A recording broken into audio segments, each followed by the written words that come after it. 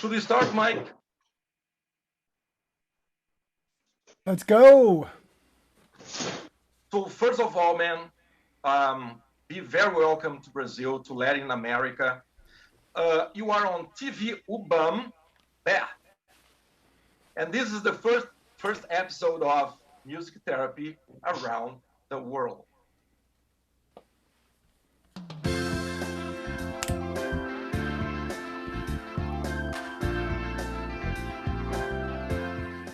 TV UBAM, Musicoterapia pelo mundo.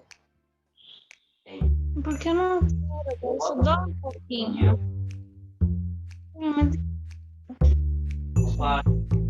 So guys, this is Michael Viega.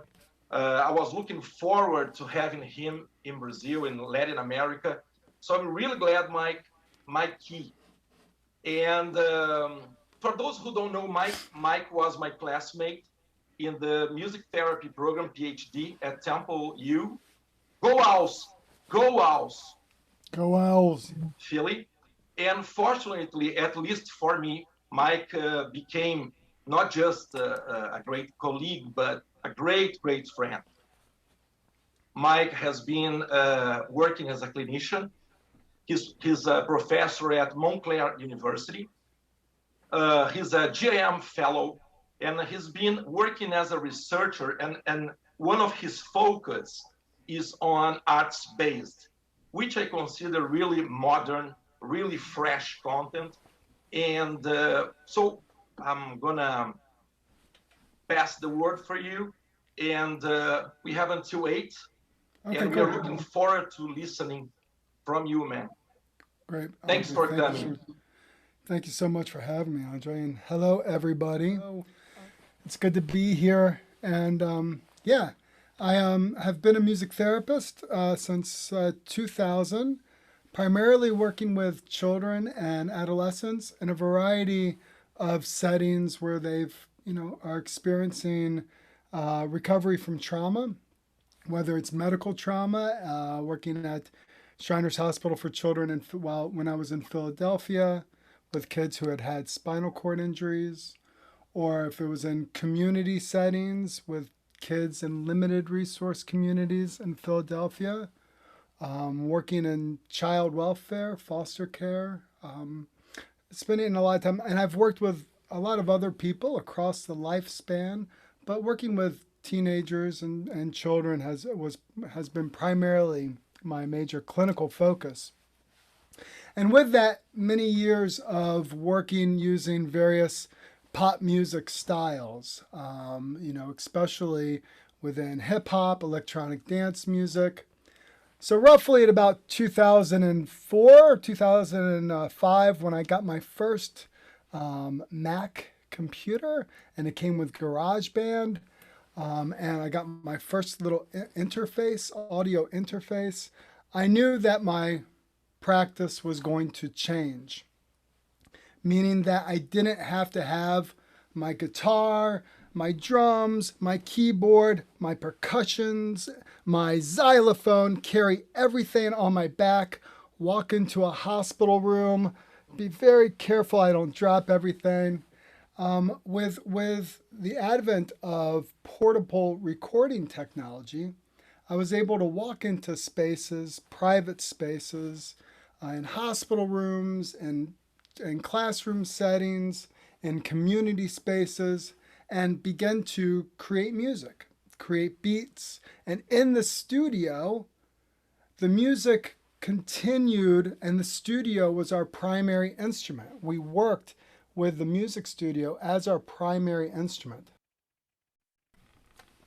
So it was around the time I was doing my dissertation when I had collected, hundreds of songs that had been written by people and youth, teenagers, in a variety of settings. And these songs were not just therapeutic artifacts to me. They weren't just clinical notes. The songs that we created in therapy were, for me, living documents of people's experience. And these songs were as beautiful to me as any other music that I had come across in my life. And so I wanted to study these songs. You know, this has been my primary form of interest, was analyzing and really getting into songs created so that we can understand better, you know, what is the role of songs created in therapy? How are they unique? What are they telling us? How can we listen to songs created in therapy and learn from them? How can the people that we work with continue to be our teachers, continue to be artists who share their music, and so that we can learn from their experiences and we can really honor their creativity. And so I knew I did not want to analyze them.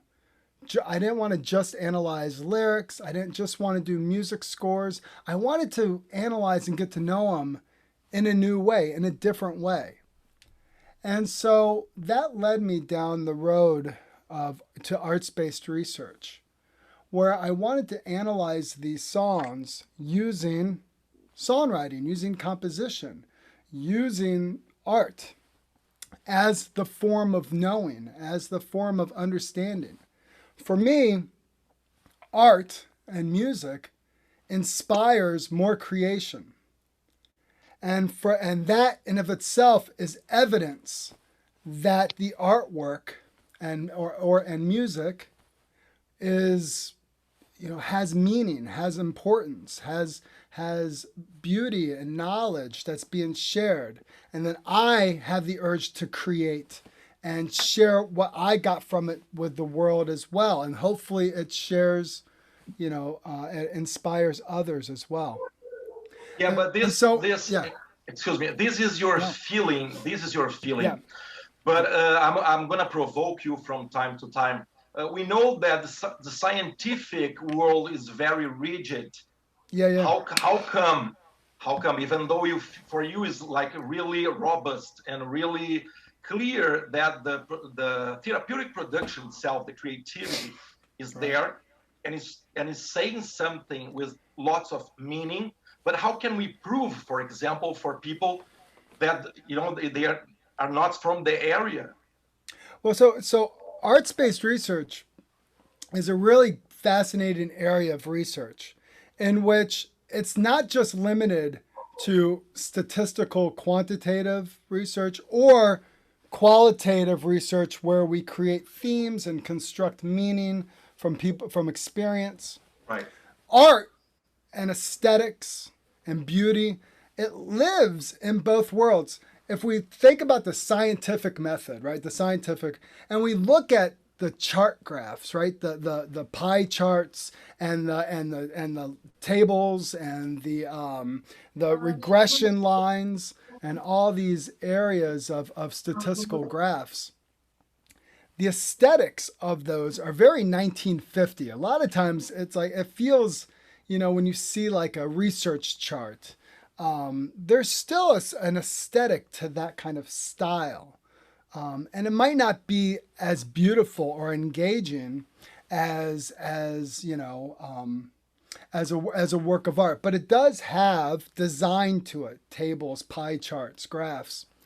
There are researchers in the statistic, you know, quantitative scientific world that have artistic mindsets and says, how can we convey data in ways that is beautiful, so that when we share data, it is engaging. We know it through the beauty of the chart, of the information.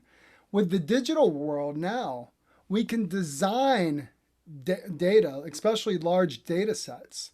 We can design the data in such a way that it's interactive, engaging, beautiful, aesthetic, so that those numbers begin to make more sense and actually tell a story as well.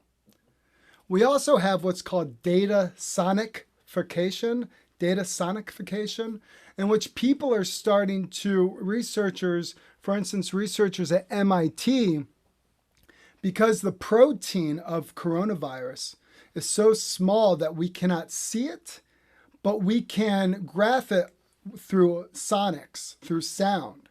And so researchers are actually taking very complex data and mapping it out through sound and creating sonic structures of very complex data sets. And because hearing can actually figure out patterns quicker sometimes than our eyesight. And so it's interesting that art and beauty and thinking in terms of creativity is alive in the scientific world within quantitative research. So I love arts-based research because it's the worldview you're bringing to research is one of creativity. That's the primary kind of worldview. We think about in research, we talk about objectionist worldviews and constructionist worldviews and transformative worldviews. Well, for me, my worldview is creativity, right? Creative. I have a research question, and what is the impetus, the spark, the creative spark that leads me to investigating this question? I can do it through, statistical methods. I could do it through qualitative methods, but I do want to engage in it in a way with a mindset of an artist. Historically, arts-based was linked with qualitative, right? Yeah. So how do you put today? I mean, in the mainstream. Yeah, I mean, certainly, certainly, it has its history in the social sciences within the 1980s, being a nice extension to qualitative research, where people, I'm interviewing other folks, I'm coding all this interview data, and I get stuck as the researcher. And so I want to create something, poetry, music, to help me better understand and organize this data. And so the arts kind of formed out of that qualitative research. But people were still really considering it as that extension of qualitative research. It's really been within the past 10 years. Let me just see if I can pull this up. If you go to this website, informationisbeautiful.net, you can see a really great example of how arts-based research is used within the quantitative world. So here we see, large data sets, public data sets. One of my favorites is snake oil supplements. So right here, this is all research, right? Randomized control trials about supplements and what supplements, work, and which ones are just false, And as you could tell, as I go through this, it has design. It's, I could click on each one. It will link me to the research. If I'm interested in, the health benefits of, whatever, of caffeine or whatever, it will link me to it. So, it has been within the past 10 years or so that quantitative researchers have been thinking in terms of design and sharing information so that it can reach a larger audience, right? And so that audiences can really, involve in this, or be involved in this information in ways that, that can inform folks instead of those pie charts, graphs, etc. So I see it now within the past 10 years or so, really having evolved into, a worldview, its own kind of research identity where a creative mindset, where creatives, artists are part of the research team. Design, and that artists have a unique way. when you think about research design, and people and scientists have, the creativity that goes into that, into building research designs, both qualitative and quantitative. The line between art and science, the divide between the two, that hasn't always existed. The art and sciences are really together, So it's beautiful that the way you are putting it, Mike, is not, you are not like just trying to establish like a unique identity for art space, but you are getting qualitative models closer to arts. Yes. And quantitative closer to art as well. I want access to like large data sets, statistical data sets, and be able to work with a team to say, how can we organize this data in a way that's beautiful and engaging, right? And as we begin to organize this data, maybe little like themes, motives come out. And then we put together these themes and motives so that we create this beautiful song that goes with and helps tell the story of those numbers. Because those numbers can be really scary. Or the themes in the qualitative world. The themes, they get to be kind of heady and in the head at a certain point. Like I developed all these themes, and here are the themes within this qualitative research. So let's hear the music. Let's hear the story. Let's hear the poetry. Let's engage. Let's enhance that. As if the relationship between the themes themselves become like some like the codes of the qualitative codes, right? Right. So we could start translating, giving meaning to the research based on themes, based on aesthetics, right? Well, and also, especially within this new world, within digital being able to utilize digital technology, different online platforms, whether it's like SoundCloud or whatever, social media and YouTube, etc. Research doesn't necessarily always have to be behind a paywall. That's only open to academic university people, that only if you have enough money can you get the research.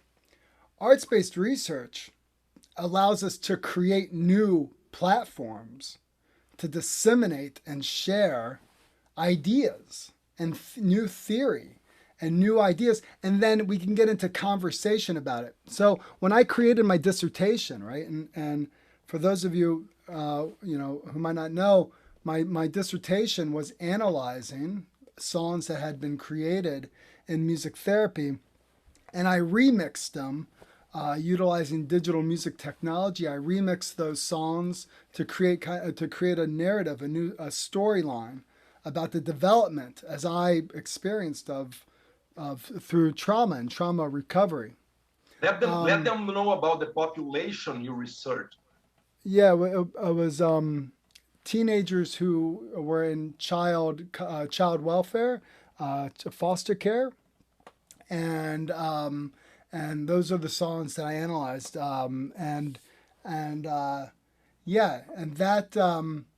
that dissertation, which was published, online through text, and there were links in there to the compositions. I cared more about the compositions. I cared more about the song. Sure. But here's this like 300-page. No one's going to read that thing except for like a small amount of people. Let alone no one's going to be able to hear the music. And those links that I put into the document are now, they don't even work anymore because, just the links die out, over time. You can't even really go into my dissertation and hear those anymore. So I wanted people to actually listen to my remixes. And so I was able to perform live my remixes and do performances. And I think I performed that album, my final results of that study. I performed it probably, in different variations, 6 to 9 times. And, I probably uh, out of those 9 performances, probably 250, 300 people saw it. I got to talk with them about the research. I got to talk with them about childhood trauma, adversity, hip hop, digital technology, songwriting. We got to discuss the topics of the research one-on-one together, in a live performance. Whereas someone reads my dissertation, there's no interaction, there's no conversation, so we can utilize different platforms to actually engage people and get excited about research, get excited about sharing new information. And so, that I think for arts-based research is something that can really be unique, that we can create new platforms and break that kind of barrier between like research is only for people up in their ivory towers. Research is only for that. And as a music therapy clinician, it's like for me, I started to hear, I'm a clinician, I'm a songwriter, I'm a music producer, I'm a fan of music, it's in my life all the time. Arts-based research brought all these worlds together. I didn't have to be a researcher over here, like arts-based research allowed me to be who I am. And I was just going to let people know, Andre, when we first met, when Andre came to work to do his PhD at Temple, and he heard you're coming on the subway, and you heard the tritone of or is like a major. It was a maybe? descending perfect fifth. That's right. Open doors. Was that and doors open. Doors open. Yeah. And for you, that interval sparked a song and was a way for you to understand and connect to the anchors, to like what is grounding. I'm a new person in a new country. I don't know anything. I don't know where I am. I don't know. And this interval grounds me and helps me to move on and get through that door. Yes. So for me, when you told that story and you played that song, I said, this is arts-based research. He's exploring himself. It's a heuristic research where he's exploring who he is. And that song is the evidence of your experience. Perfect. And that evidence is as true as any other evidence in whatever research world. And so I think that way of knowing is not only valid, it is essential to us as music therapists. This is how we keep in touch with what we do. This is exciting and really, for me, really, really fresh, modern, beautiful. But people may be asking, Mike, we have speech therapists here, we have occupational therapists, we have music therapists. And if people are here listening to us, that's because they believe that, their clients, for example, they sing in the office. I'm looking to a speech therapist right in front of me here. She uses a lot of, creativity, music. She believes in music. Okay. But I'd like you to tell us a little bit like a step by step. So if the speech therapist, the music therapist have like a question, how powerful is this? How can I use this production to defend a project, to ask for a project in a hospital, to prove to the family that this is the result itself of development, of research, whatever. Yeah. Step by step a bit. Sure. And it really is, for me, that it's like, when you go into, I have a research question or I have a topic in mind. For me, there were only at the time, and this wasn't that long ago. This was 2012. At the time, there seemed to have been only a quantitative path, a statistical path, a qualitative path, or a mixed methods research. We'll bring it. And for me, as an artist, I wanted to draw my own path, So I mean, maybe a little rebellious, I like to, honor that part of myself. I work with teenagers, rebellion is important to me. You are rock and roll. You are rock exactly and roll, right. It's like I don't want any of those roads. I want my own path. I like it. Yeah. It doesn't mean that I don't honor those roads. Sure. I love those paths. And I will meet people on those paths. I will meet people along the way and say, hey, can we join as a community? So it values all of us together. I have a unique worldview that is based in creativity that can help you, and you can help me make this design, and we can bring these worlds together and really, really bring data to people in a way that is engaging and sparks interest. So it starts with a topic and a research question, and really a desire to invent a new way of, exploring it, using your unique way of seeing the world. What I love about arts-based research is that you have an infinite amount of methods at your disposal. Meaning, let's say in like quantitative research, I can do a survey. If I have a lot of money and stuff, I can do a randomized control trial. If not, I could do a pilot study.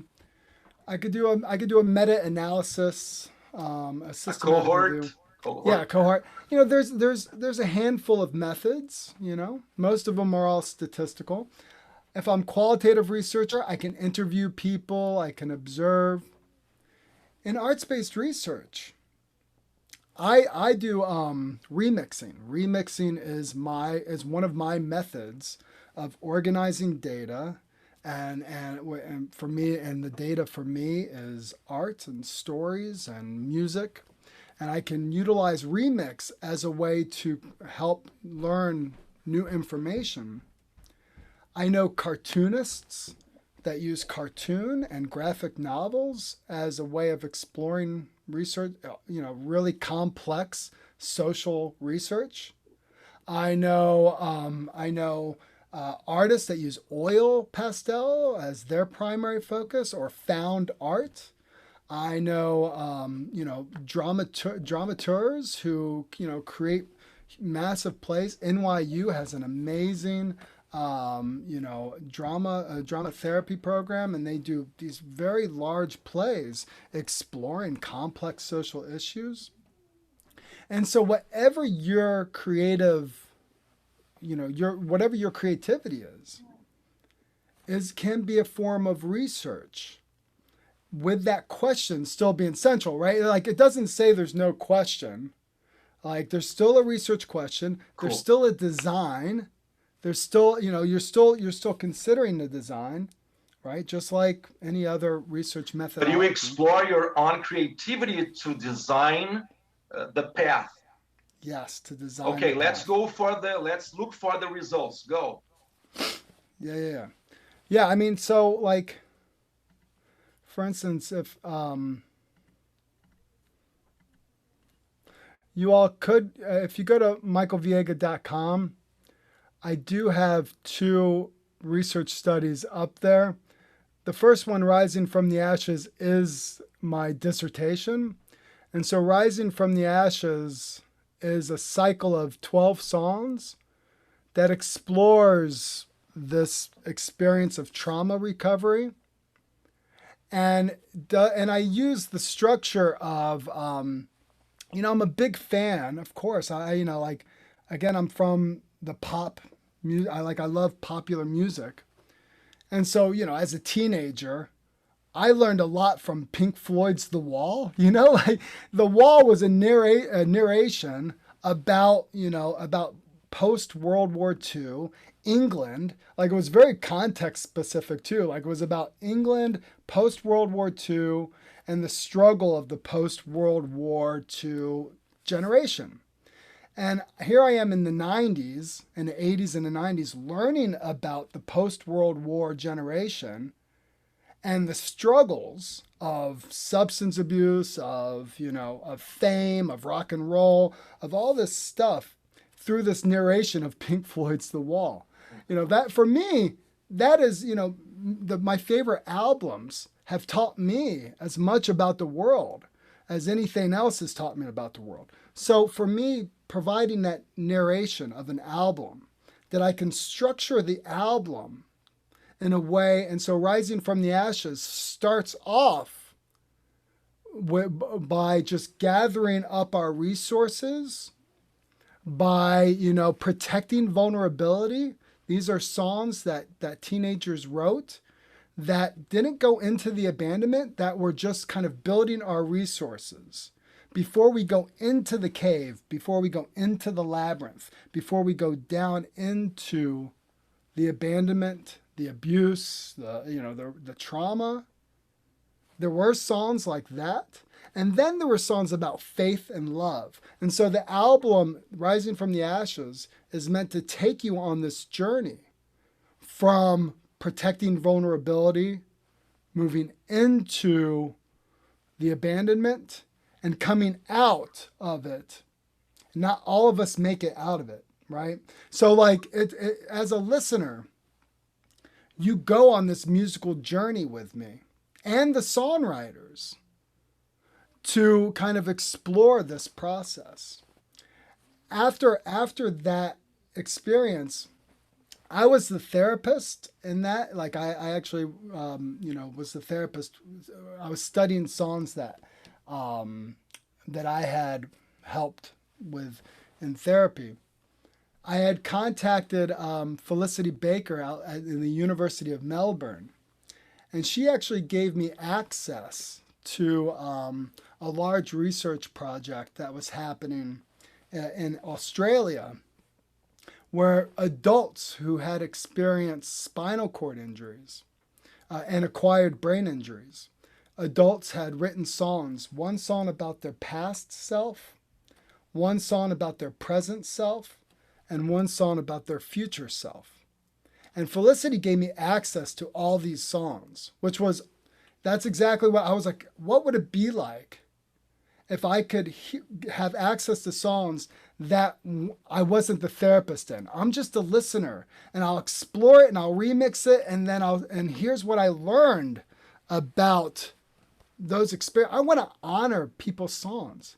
And that really is the heart of it, man. I love songs. I love music, and I love the songs that people are creating in therapy, and really want to honor them as an important piece of musical history. And so, my remixing is a way of getting into the DNA of the song, of really exploring the song. And I love that when I first heard those songs from Australia, she as a qualitative researcher, they had coded all these codes for the lyrics. So they were analyzing the lyrics, and there were all these codes. And so they were taking the lyrics and they were putting them into these codes, and as the qualitative researchers do. And there was one song and a lyric in that song, and one of the lyrics was written about this, a person who had acquired a traumatic brain injury, and they were talking about their past self. And they were saying, you know what? Before my accident, my life was oblivion, meaning that, my past, there was no meaning. My accident gave me meaning in life. And I was like, whoa, wait a minute. So you have this traumatic accident, and the accident, you're telling me that your accident was responsible for bringing your true self forward, and that your accident, your trauma was your gift. Like, this is a gift. And that was hard for me. I was like, it was dissonant in my mind, meaning like, wow, how could something so traumatic actually be the thing that brings your true self forward? And so I thought that was really beautiful. It was complex, that people can experience that level of transfiguration, that their true self emerges after experiencing this traumatic accident. Now, it doesn't happen that way with many people. Some people get lost in their traumatic accident and never come out. Some people struggle and struggle and struggle. Some people slowly start to recover. It's different for everybody. Some people over here experience this, well, this is who I am, and they have this power to go teach other people and help other people, and that their accident brought meaning, meaning to their life. So their coding, the researchers at the University of Melbourne, their coding didn't pick up on that. But as an artist, I picked up on that. The complexity of that one line in that song blew my artist mind away. And I said, I want to explore that. Right? So, well, yeah. Can I disagree? Because I think you are talking here also that you don't agree with the coding that was made. Because if it was you listening to the songs, you would code in a different way. Well, I think I actually liked their coding. Their coding was very important. That's that part where what they were doing was absolutely important and was true in that one frame. I brought another frame that their coding, and then if like we could also do statistical testing and do like a before and after of how songwriting helped before and after. Excuse me. I think the translator is not on anymore. 1 second. Do you have Liz on? Check 1, check 2. Liz. Check 1. Let me send a message. I think she said all good. All good? Okay. Yeah. Okay. I just saw in the chat. Thank Sorry, you, Elizabeth. Mike. So again, the coding, and you agreed with the code, but once I get way too excited, by the way. So okay. I'll just start talking. Mm-hmm. See, you gotta stop me from talking. When you listen to the music, it made more sense for you than when you were understanding the coding, right? Is that true? Yeah, it was. I understood the coding, and like I said, I thought the coding was important. It's just when I went into it with a different mindset, because they didn't go into it listening to the songs in this way. That Oblivion line was we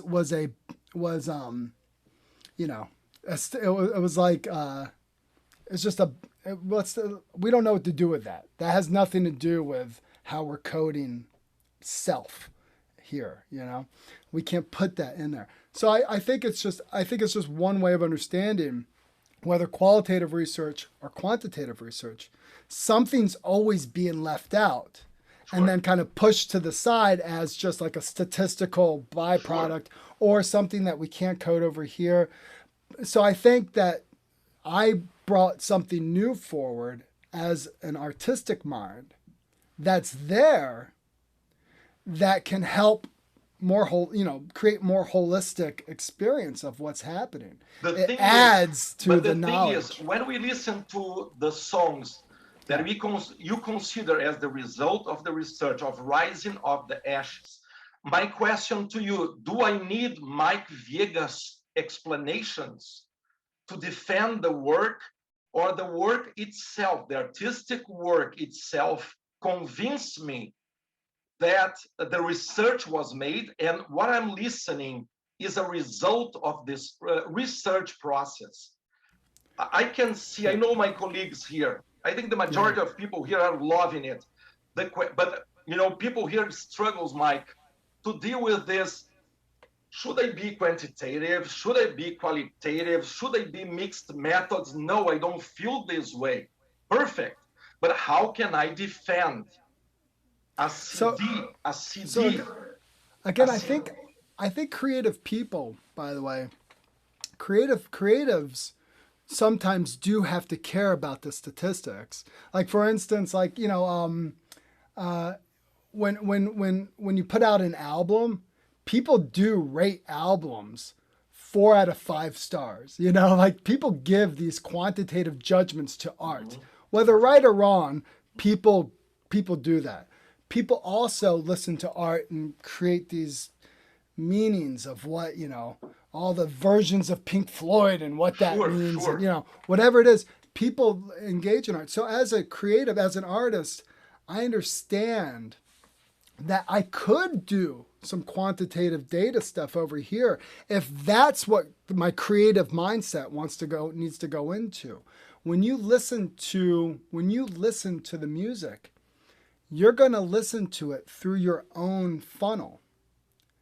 And it puts the responsibility on you, the listener. You can dismiss it, and that dismissing of it tells a story about the phenomenon.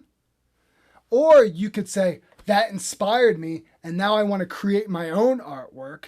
Or that gets me thinking about this, or I have a new theory, or I have a new idea. Oops, sorry. We're feedbacking. People have to shut down the mic.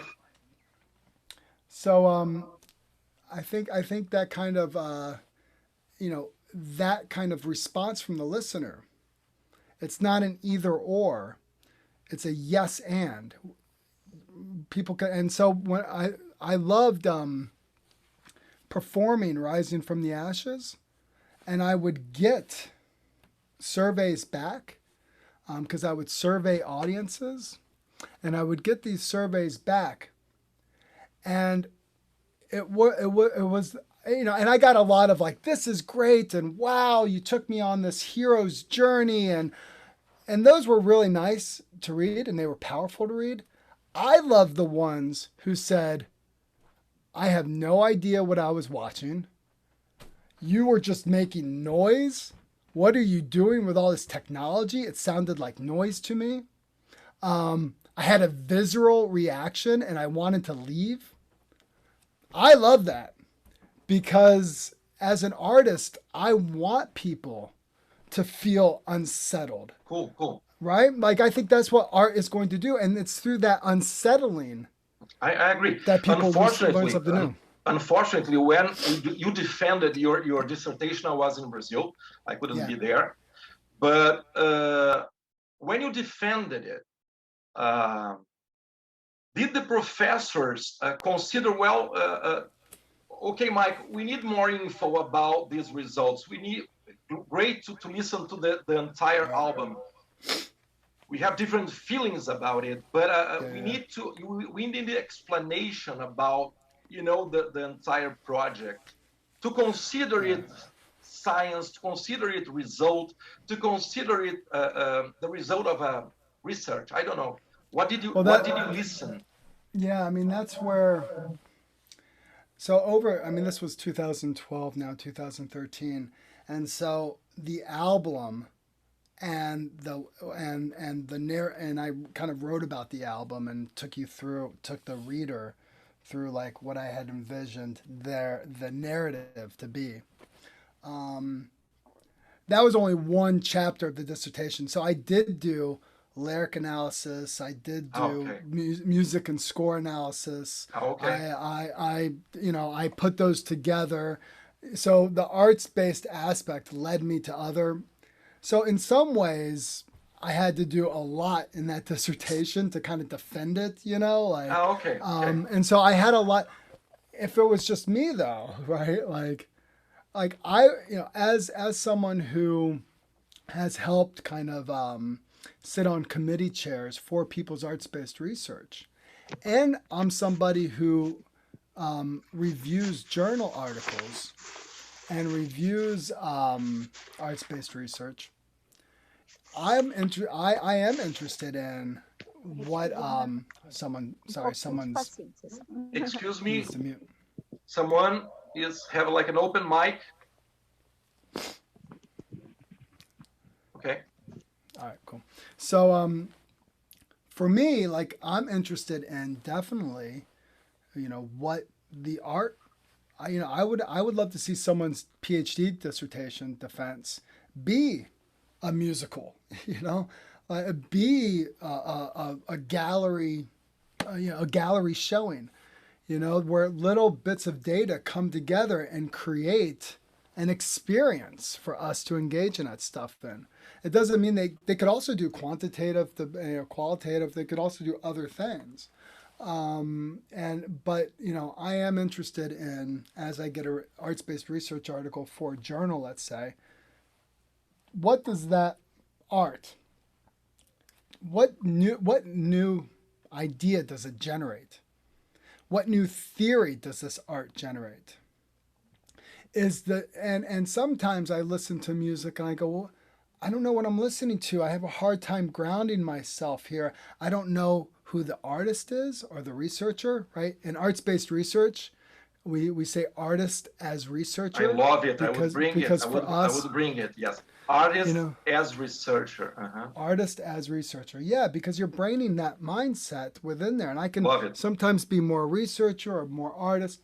So, I need the artist context. I need a lot of this stuff to engage in. If you just say to me, well, I just felt like I needed to draw a mandala or and I go, okay, nice mandala. Like I'm actually interested in your process. I'm interested in how you created this. I'm interested in what I'm looking at, and who you are. And what you were studying, so that art can really come out. So that's just me, and I also just want to say too, arts-based research is a huge umbrella, and people call arts-based research, it's known by many names. It's actually many names for it. And,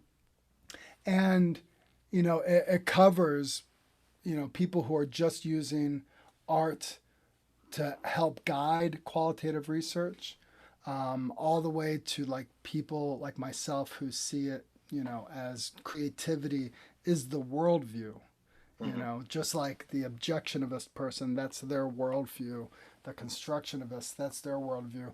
My worldview is the creative research worldview.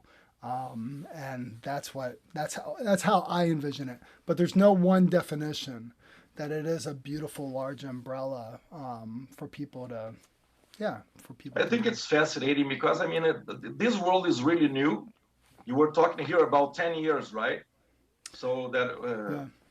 Really, and in music therapy, it's really, in other fields, arts-based research is second nature.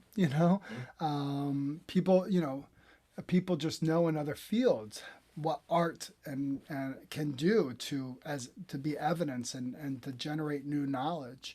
But music therapy, it's been harder. I just want to point out, again, we don't have only music therapists listening to us. Right. So it really matches, everybody who works with creativity, right? Yeah.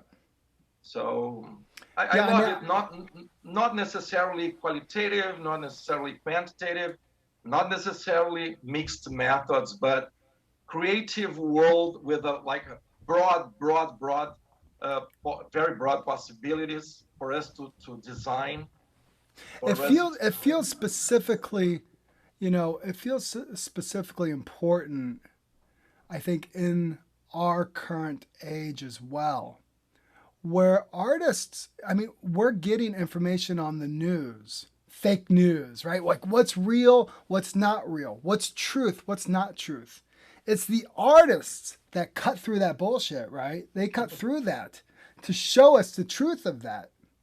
And so I think arts-based researchers have an important role in our time period right now. Nice. To help, brain these worlds together in a way that can help, tell us a truth about humanity and what our experiences are right now in this really complex time period. Yes. That arts-based research is really an important avenue that can be a very powerful way of disseminating knowledge. Very well put, Mike. Very well put. Okay, I think we can. Thanks a lot, man. Thanks a lot. Rich content. Very complex in a way, simple in another way, right? Because it's about creating, about giving vias, path Yep. for our creativity, you know.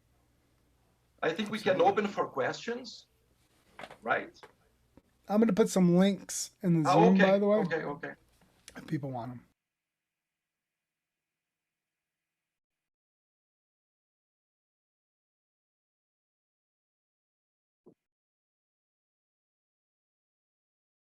So Elizabeth, Mike is adding here some links for people.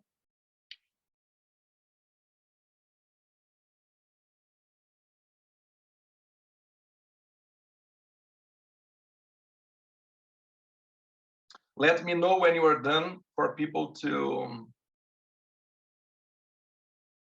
start asking you questions. You are mute. I think you're mute. Oh, go ahead. Okay. Start asking away. Yeah. Okay, Elizabeth, can you please translate to Mike the questions? Okay. We have You can until hear me right, 8:20, Mike? right? No sé.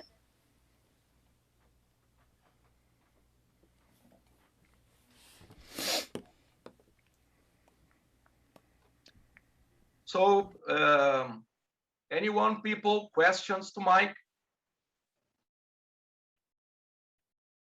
Marta.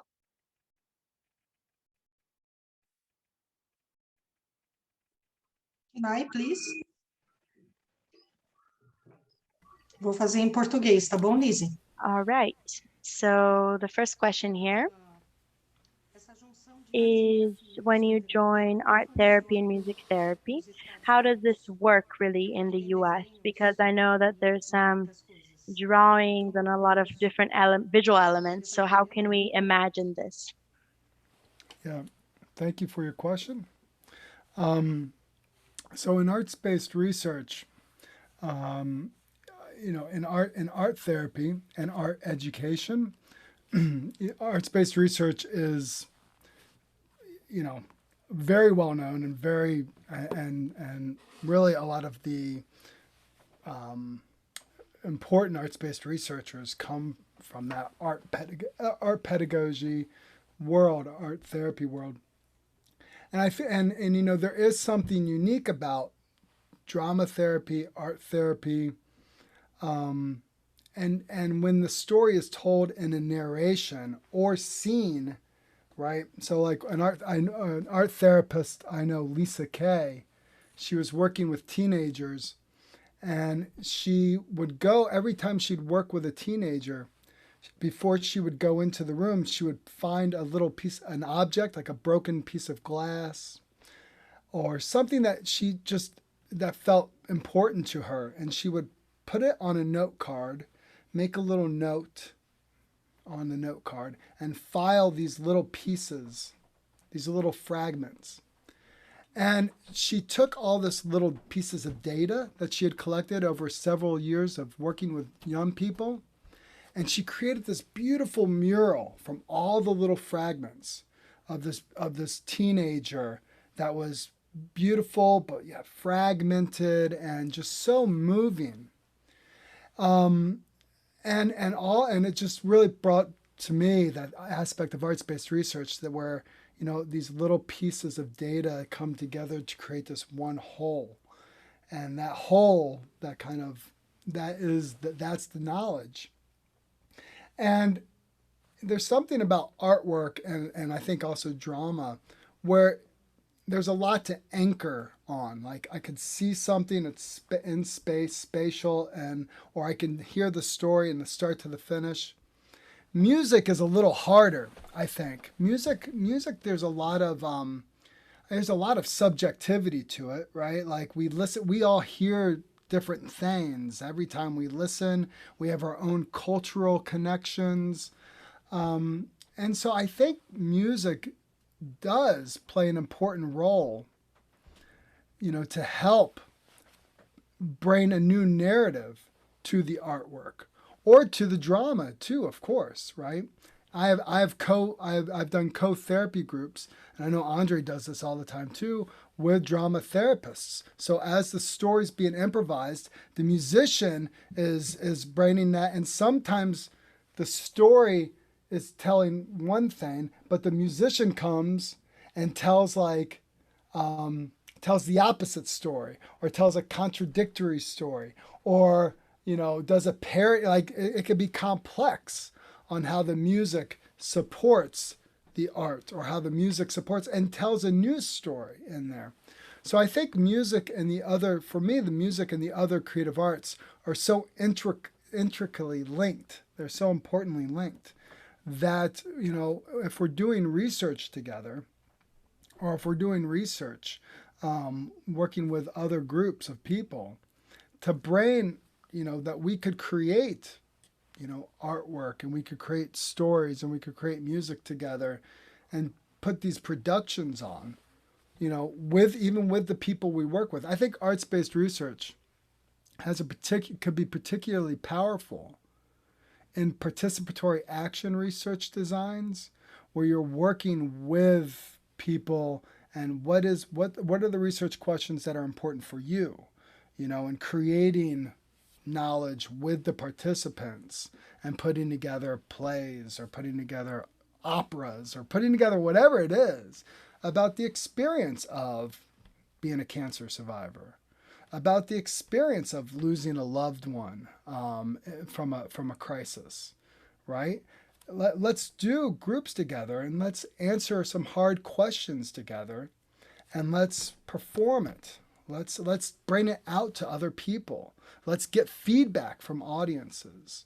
So art, music, drama, poetry, theory, all these different creative arts modalities, we really need each other, I mean, like in Greece, right? The word for music in Greek was not just the sound, it was all, music was all of the creative arts together. We are tied to one another. And so we need each other, and we could really be powerful as researchers with these creative mindsets.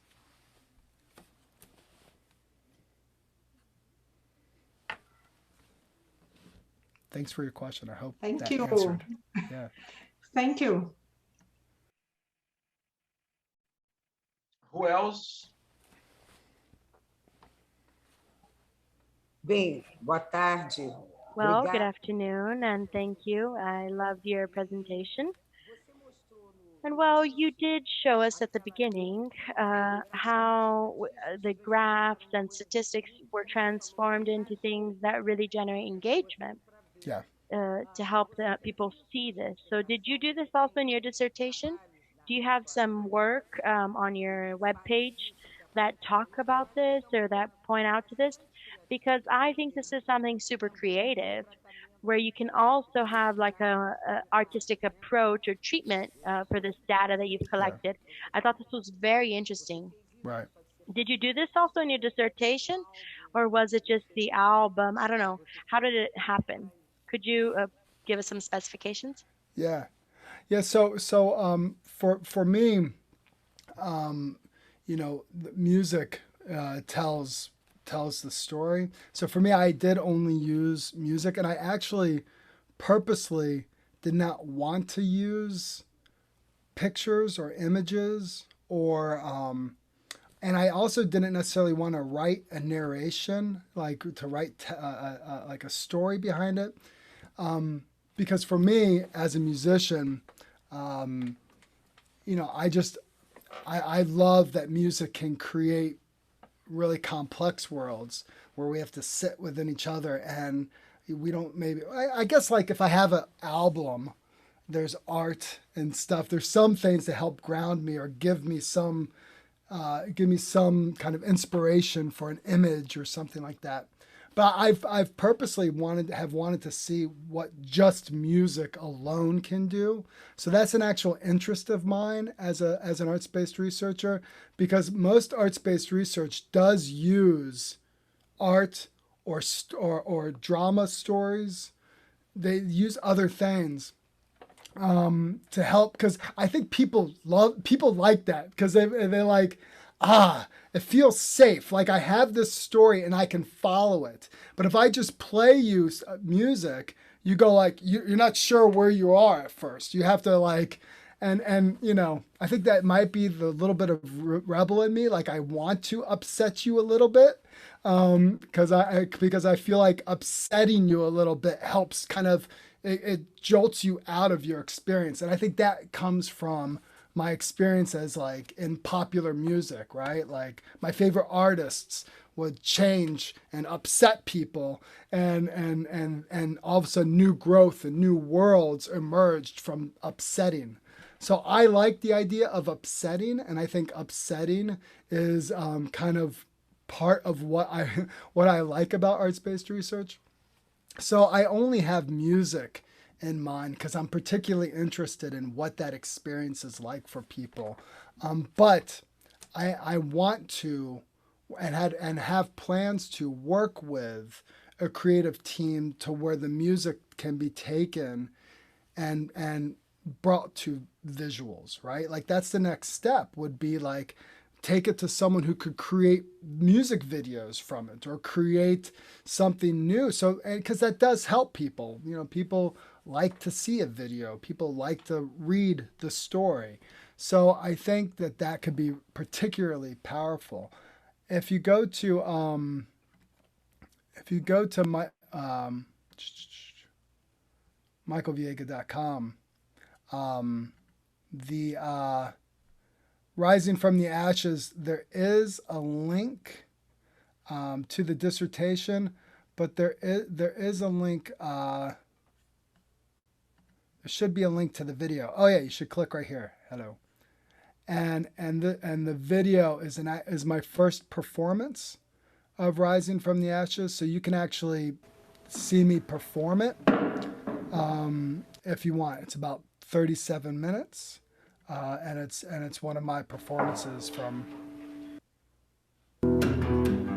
walking to my party, getting on the ground. So anyway, if you'd like to go visit that, you can. And also this one, My Curse is My Gift. This is the one I did with the University of Melbourne. And it turned out to be like kind of a 4-song album. And you can listen to the album in SoundCloud. And it has links to the articles as well, if you would like. So, you know, you could, of course, you could listen to this in SoundCloud. And if you wanted, you could comment. You could comment in YouTube. And I think what's important about that stuff is that you could actually talk directly to me, right? Like, it's not like you're reading a research paper in a library and then you'll email maybe the researcher and maybe you'll get a response or maybe not. But here you could actually comment on YouTube. Someone else could comment. You could, you know, you could keep doing stuff with it. It like keeps living on if it has that life. The art and that's keeps going. The art keeps going. And that's what knowledge should do, right? Yeah. I mean, that's what knowledge should do. I think one of the major Você problems... propõe... No, keep going. Sorry. Go for it, Martha. Não, que você propõe, basicamente, So basically what you're proposing here, Mike, is that this engagement is very interesting regardless of the language you use, right? So in your case, for example, it's music. Obviously, that's your main form. But now that you've shown a bit of your research and your graphs and you have some data as well and statistics, and I thought it was really interesting how they worked on that link you first shared in the beginning, right? Where you, I think the information is beautiful page, right? I thought that was quite interesting how they got these graphs and transformed them into more of an artistic approach. Yeah, artistic and also, you know, engaging. You know, I think it's using digital media so that we can access the actual research articles and see it in new ways. Information is beautiful, is particularly a great source for, especially if you're a statistical researcher.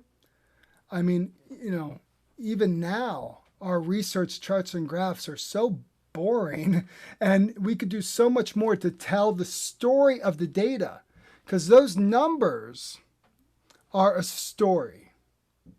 Those numbers are proof and alive of something, you know, like they're just as kind of malleable, or they're just as as kind of they're just as subjective in some ways, because I got to choose a test in which to put these numbers into, and my choice of the test tells one story. But if I do another test, that tells a different story of the numbers. So the numbers tell a story. So we could give it creativity to tell the story of those numbers. So this is where artists should absolutely be at the front line of research. We're able to tell those stories in a way that's engaging and think of new ways, creative ways, to actually engage people in research. So, really, I think artists, are really important in the 21st century, more so than ever.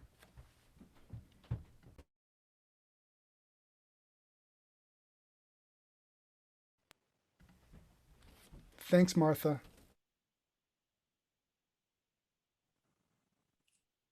May I do a question? Please. So, hi, Mike. I'll try to ask in English, but maybe in Portuguese. That's okay. Go for it. So, we as music therapists, we can get things during sessions, and that inspire us to music, to art. So I was wondering if we get this theme and start working in art with it, with our clients. Which are the boundaries between music therapy practice and music therapy research in art-based research? Yeah, thank you. Yeah, arts-based research, like all research, would be have to go through an institute in the United States through an institutional review board. So but it is challenging because the kind of ways of engaging in art, a lot of researchers don't really know what to do with it yet, and so those boundaries are really important to consider because, when we put something within a creativity and art and performance, the possibility of misusing the voice of the people we're working with, or telling a story that may not be their experience, or exaggerating the story because you want to get an artistic point across, but it actually is not, those boundaries are really important. So being careful not to exploit the people we work with, right? Also, arts-based research performance is not like regular performance because, we're telling stories of people's lives in health situations, and those stories can be very hard to hear for the audiences as well.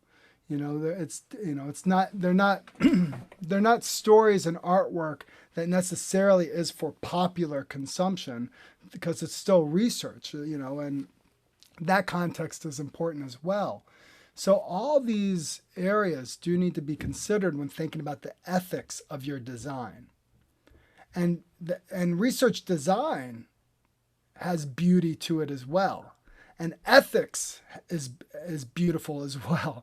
So, artists are, to think about these kind of positions of power between the people we work with us as artists, and taking on roles that are, so if you're working with, let's say you're working with a group of autistic youth, and they want to tell a story about their experience, and they're going to put on a musical that tells a story about their experiences in the world.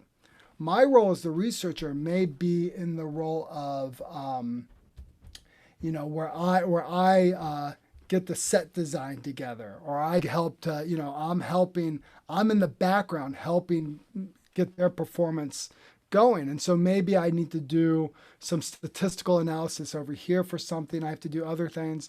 And I play a certain creative role here.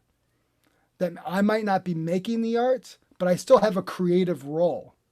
And that creative role could be, you know, whatever it is. As long as the researcher, I am reflexive and I am transparent about what my role is and who I am in relation to this research question, that stuff's important to the research, right? Mikey, unfortunately, it's time Closing time. Say goodbye. It's time for us to say goodbye. Thank you, Mike. Thank you, Mike, so much for Thank you, Andre. Thank you, Mike, so much. Thank you, everyone, for coming. Thank you, everyone, for coming. Thank you.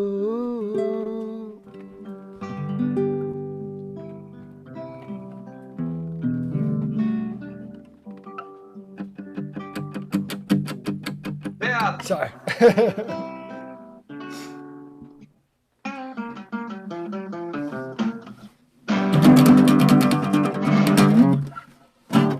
Pessoal. Thank you, everybody. Mike, Nice thanks to a be here with lot, y'all. man. Yeah, Really man. appreciate that. Ninguém fez foto, não? Photo picture. Do you have a picture before? Bad. Closing credits. Closing credits. Just a bit. Let's make a picture and then the credits. Great, Martha. Quem vai tirar? Eu não sei. Bad. Vivi. Please. Okay, I'll take the photo. Yes. Cool. With everybody on the screen. I need no pins. Tem duas turmas, hein, gente? Just 1 second. So 2 pages. 2 second. pages. 1 second. Thanks, Yeah. Marina. 2 pages. Yes. Let us know 1 to be second. beautiful. Okay, smile. We have a lot of cameras turned off, but I think that should work. Okay. Oh, hey, Rose. Marli, turn your camera Yes. on. Where's Marli?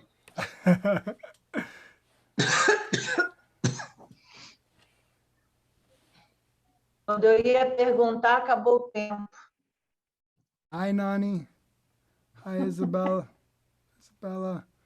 Thank you. Hey, Annalise. These are Hey, all Clara. very creative people. I know everybody. Hello, creatives. Very Yeah. creative occupational therapists, speech therapists. Thanks, Fabiola. Nani. Hello, thank you so much. Hi, Nani. Very great. Good, thank you. Yay. Já foram as fotos? Já. Good. So now Sim. the credits. Mike, Get those thanks so credits very much. well. Thanks, Thanks, brother. everybody for coming. Obrigado a todo mundo por virem. First episode of Music Therapy in the World. Would you like to say like final words, Mike? I'll sing to the song. No. Cool. Thank you. I was honored to be in Brazil, and I can't wait to be in person with you one day to play, and we will play. So thank you for listening.